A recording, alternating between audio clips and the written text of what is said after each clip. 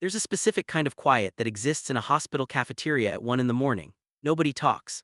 The vending machines hum louder than the people. I sat there with a coffee I never drank, going cold in a paper cup between my hands, and I kept doing this thing where I'd check my phone even though I knew nothing new would be on it, because the nurse had already told me twice that someone would come find me when there was news.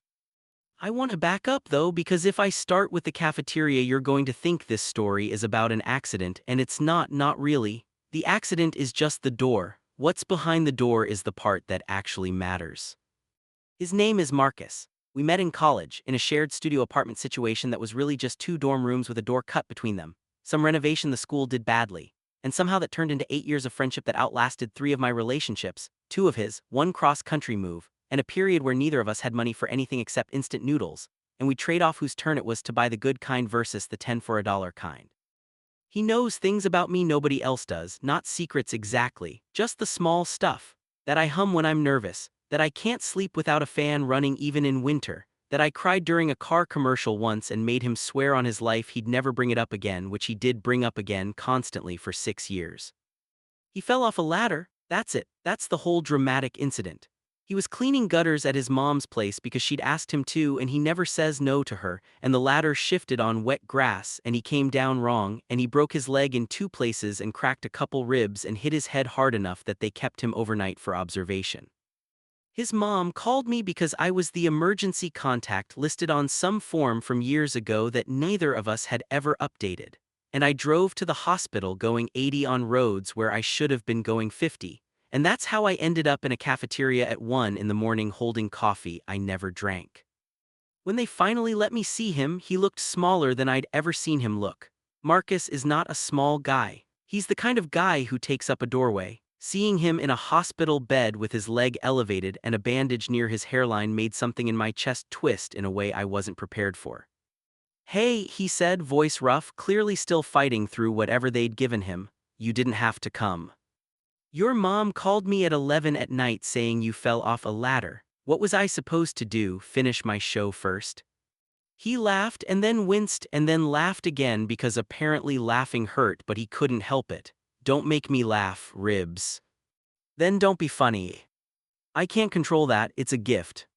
I pulled a chair up next to the bed and sat there for a long time while he drifted in and out.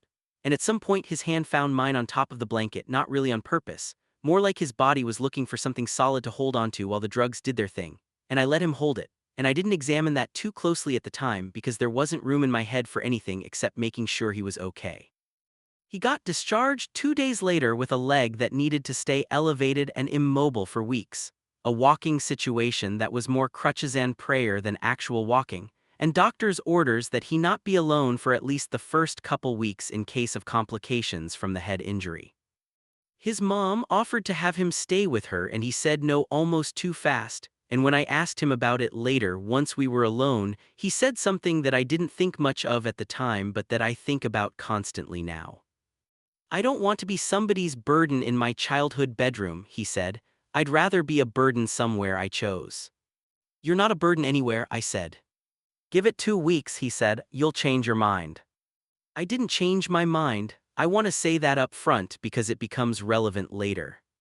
I moved into his apartment for what was supposed to be 2 weeks and stretched into almost 6, sleeping on a blow-up mattress that slowly deflated every single night no matter how many times I patched it, waking up an inch closer to the floor than I'd fallen asleep, and somehow that became one of the things I looked forward to, this ridiculous mattress that couldn't hold air, because it meant I was there in his space, part of his days in a way I hadn't been before.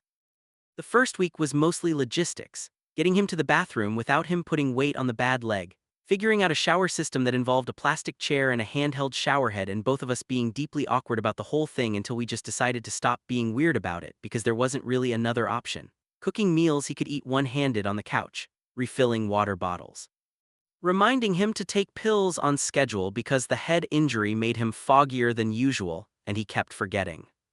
It was during the second week that something started shifting, though I couldn't have told you exactly when. Maybe it was the night he woke up from a nightmare, gasping, disoriented, not sure for a few seconds where he was or what had happened. And I was already awake because the mattress had finally given out completely, and I was basically sleeping on the floor at that point, and I got up and sat on the edge of his bed and just talked to him low and steady until his breathing evened out. "Sorry," he said once he was more himself. "I keep doing that, waking up thinking I'm falling." "Makes sense, you did fall." I know it makes sense, doesn't make it less annoying. You're allowed to be annoying about it, you cracked your skull on a gutter. I did not crack my skull, I bruised it, there's a difference. Sure, bruised skull guy. He almost smiled, and in the dark of his bedroom with the streetlight coming in through a gap in the curtains, I noticed things I'd apparently never let myself notice before, even after 8 years of friendship. The specific shape of his mouth when he was trying not to smile and losing that fight.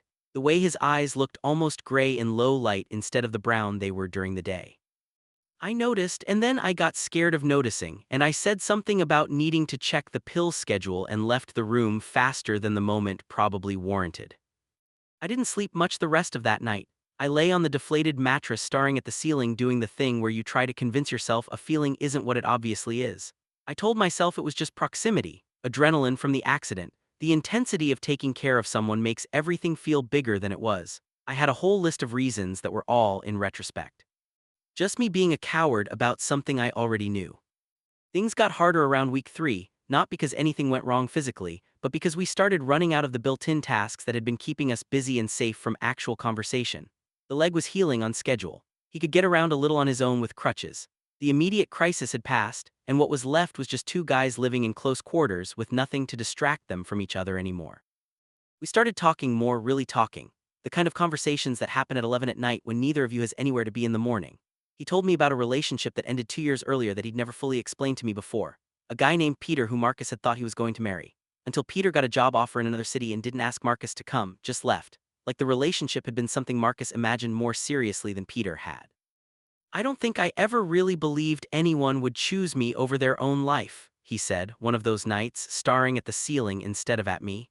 Peter didn't, my dad didn't when he left. I think I built this whole personality around not needing anyone to so it wouldn't hurt as much when they didn't. That's a sad way to live, I said gently. Yeah, I know, I'm working on it. He turned his head and looked at me. You didn't leave, though, when I fell, you didn't even hesitate. Why would I hesitate? I don't know, people do. I've watched people hesitate about smaller things than a broken leg. I'm not a person, I said, I'm just me. He looked at me for a long moment, something in his expression that I couldn't fully read, something between gratitude and a question he wasn't asking yet, and then he looked back at the ceiling and the moment passed, and I lay there afterward wondering what would have happened if I'd said something else. Something more. I didn't say it though, not that night.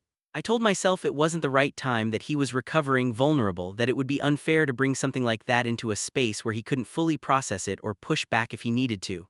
I told myself a lot of things that were technically true, and also, if I'm honest, mostly just fear wearing a responsible costume. Week 4 is when it almost fell apart, ironically not because of anything we did, but because of something I didn't do. Marcus asked me casually on a Sunday morning while we were eating cereal because neither of us felt like cooking, whether I'd ever considered dating someone I already knew really well, like someone already in my life. I panicked, I want to be honest about that. I panicked and I gave this vague, deflecting answer about how it complicates things and how you risk losing a friendship if it doesn't work out, and I watched something in his face fold up and put itself away while I was talking, and I didn't understand why until much later, days later, when I realized he'd been asking about himself, and I'd basically told him no without either of us saying his name. He got quieter after that. Not cold exactly, Marcus doesn't really do cold, but careful, in a way that felt worse than cold because I could tell he was protecting himself from something and I'd caused it, and I didn't even know how to bring it up without making it worse. For almost a week we existed like that, orbiting each other in his small apartment, polite and careful and wrong. I hated it. I hated every second of it. I kept almost saying something and then losing my nerve, kept rehearsing sentences in the shower that evaporated the moment I was actually standing in front of him. Then, on a night that started completely unremarkably, he had a bad reaction to switching off one of his pain medications. Some combination of withdrawal and exhaustion that hit him hard and fast, fever, chills, disorientation bad enough that for a while I genuinely considered taking him back to the hospital. I sat with him for hours, cool cloth on his forehead, making him drink water even when he didn't want to, and somewhere in the middle of the worst of it, half delirious, he grabbed my wrist and looked at me with this desperate, unguarded clarity that fever sometimes strips a person down to. I didn't ask if you date someone you already knew, he said, voice cracked and urgent. I was asking if you date me. I've wanted to ask you that for like 2 years and I finally got brave enough and you shut it down before I even got to say it right, and now I'm scared I ruined it and I don't want to have ruined it. I really don't want to have ruined it, Cal. My whole body went still. Marcus. You don't have to answer right now, he said, already pulling back into himself, embarrassed even through the fever. Forget I said it, it's the medicine talking. It's not the medicine talking, I said, and I meant it, and something in my voice must have carried enough certainty that he stopped trying to take it back. I didn't shut it down because I don't want you. I shut it down because I got scared. I've wanted this for longer than 2 years, Marcus, and I didn't say anything because I didn't want to be another person who left, and somehow in trying not to be that person, I did the exact same thing anyway, just slower.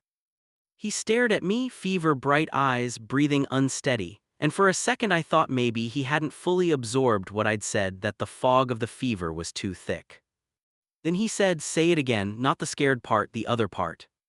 I want this, I said, I want you, I have for a long time.